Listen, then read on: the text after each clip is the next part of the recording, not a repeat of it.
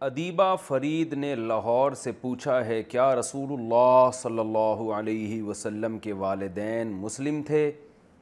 کیا حضور صلی اللہ علیہ وسلم کے والدین کو جنت ملے گی جبکہ اس وقت اسلام نہیں آیا تھا اور وہ حضرت عیسیٰ علیہ السلام کے مذہب کو بھی فالو نہیں کرتے تھے؟ محترمہ اریبہ فرید صاحبہ، نبی صلی اللہ علیہ وسلم کے والدین کا مسئلہ بہت حساس ہے۔ اس بارے میں بخاری مسلم میں احادیث موجود ہیں، آپ ڈائریکٹ انہی احادیث کو دیکھ لیں، اور بہتر یہ ہے کہ اس مسئلے پر تبصرہ نہ کیا جائے، اس کا ہماری عملی زندگی سے کوئی تعلق نہیں ہے،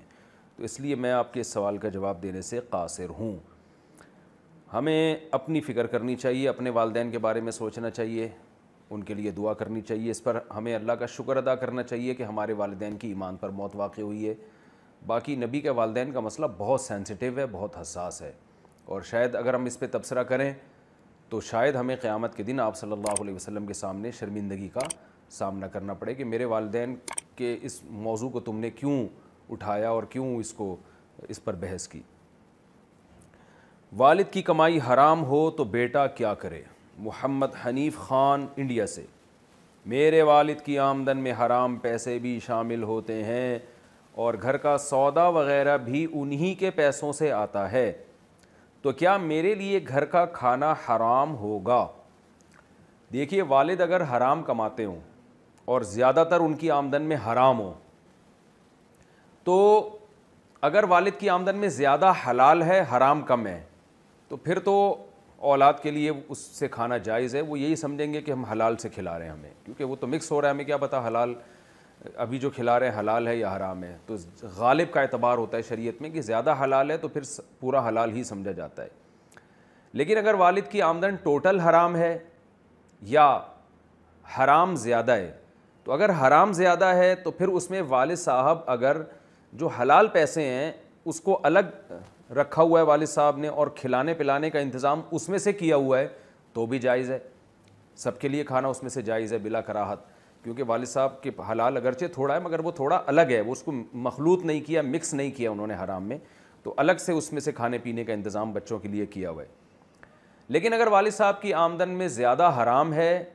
اور حلال کم ہے اور وہ مکس کر دیتے ہیں، اس کو پتہ نہیں چلتا کہ ہمیں حلال سے کھلا رہے ہیں کہ حرام سے کھلا رہے ہیں یا ٹوٹلی حرام ہے، تو پھر یہ آمدن حرام ہی کہلائے گی۔ اب اور والد اگر حرام کماتے ہوں تو پھر اس میں جو حکم ہے وہ یہ ہے کہ بیوی کے لیے تو اس میں سے کھانا جائز ہے، کیونکہ والد کا نان نفقہ یعنی شوہر، بیوی کا نان نفقہ شوہر کے ذمے ہے، کیونکہ وہ تو اور کہاں جائے گی وہ کھانے کے لیے، تو وہ تو مجبور ہے۔ اسی طرح نابالغ بچے اور بیٹیاں خواہ بالغ ہی کیوں نہ ہوں، ان کے لیے بھی اس میں سے استعمال کرنا جائز ہے، اور یعنی جو نابالغ بیٹے ہوں یا بیٹیاں ہوں، اور بالغ میں صرف بیٹیاں، البتہ جو بالغ بیٹا ہے اس کا نان نفقہ باپ کے ذمے لازم نہیں ہوتا، لہذا بالغ بیٹے کے لیے اس میں سے کھانا جائز نہیں ہے، بلکہ بیٹے پر لازم ہے کہ وہ اپنے لیے الگ سے کوئی انتظام کرے کھانے پینے کا، اور جو بھی اس کی یعنی حلال سے انتظام کرے، وہ کمائے، جو بھی کر سکتا ہے وہ کرے۔ ہاں، ایک صورت یہ بن سکتی ہے کہ چونکہ والد جب حرام کماتے ہیں تو ان پر واجب ہے کہ وہ رقم صدقہ کرے ثواب کی نیت کے بغیر، حرام رقم کو استعمال میں لایا نہیں جا سکتا، البتہ ثواب کی نیت کے بغیر صدقہ کیا جا سکتا ہے، وہ صدقہ کسی پہ بھی ہو سکتا ہے، کسی بھی غریب پر۔ تو والد اگر اپنے بالغ بیٹے پر وہ رقم صدقہ کر دے، یعنی اس کو مالک بنا دے جان چھڑانے کے لیے حرام سے، تو پھر جیسے کسی بھی فقیر کو دیا جا سکتا ہے تو اپنے بالغ بیٹے کو بھی دیا جا سکتا ہے، البتہ وہ بیٹیوں کو نہیں دیا جا سکتا، نہ نابالغ بچوں کو دیا جا سکتا ہے، ایسی رقم میں پھر وہ بالغ بیٹے کو دیا جا سکتا ہے۔ تو بالغ بیٹے کو اگر ضرورت ہو اور وہ گزارا نہیں کر سکتا ہے تو پھر اس کے لیے اس طور پر باپ کی رقم استعمال کرنا جائز ہے کہ باپ اس کو اس رقم کا مالک بنا دے، اور ملکیت تبدیل ہونے سے چیزوں کا حکم تبدیل ہو جاتا ہے، جیسے کہ نبی صلی اللہ علیہ وسلم کے گھر میں کچھ صدقے کی رقم آئی تو آپ نے گھر والوں سے پوچھا تو انہوں نے فرمایا کہ صدقے کا کچھ کھانے کی چیز آئی تو آپ نے گھر والوں سے پوچھا تو انہوں نے فرمایا یا رسول اللہ یہ صدقہ ہے، تو آپ نے فرمایا آپ کے لیے صدقہ ہے، میرے لیے ہدیہ ہے، یعنی میرے لیے آپ کی طرف سے ہدیہ ہے۔ جیسے ہم کسی فقیر کو زکوٰۃ کے پیسے دے دیتے ہیں، پھر وہ زکوٰۃ سے کسی مالدار کو گفٹ دے دے گا تو مالدار کے لیے وہ جائز ہے، اس لیے کہ تبدل ملک سے اس چیز کا حکم بدل گیا،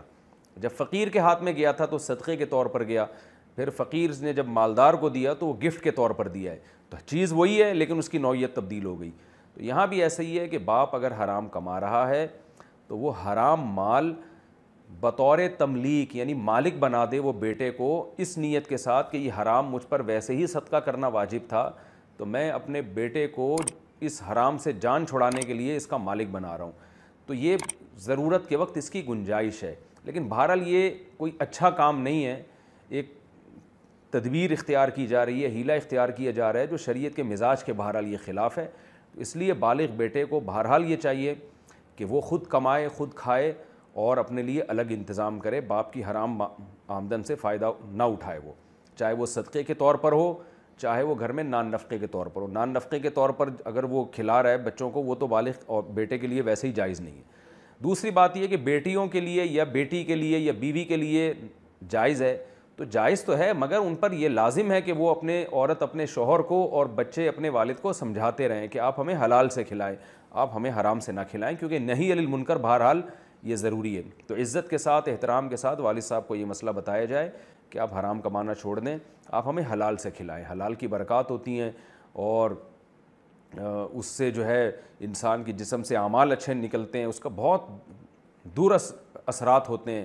تو اس لیے اپنی اولاد کو بھی حلال سے کھلانا چاہیے، اپنے بیوی کو بھی حلال سے کھلانا چاہیے، لیکن بہرحال شرعی حکم کیا ہے، فقہی حکم کیا ہے، وہ میں نے بتا دیا کہ مجبوری میں بیوی کے لیے، نابالغ بچوں کے لیے اور بیٹیوں کے لیے استعمال جائز ہے، بالغ بیٹے کے لیے جائز نہیں ہے جب تک کہ وہ صدقہ نہ کر دے، اور وہ بھی اس صورت میں کہ بیٹے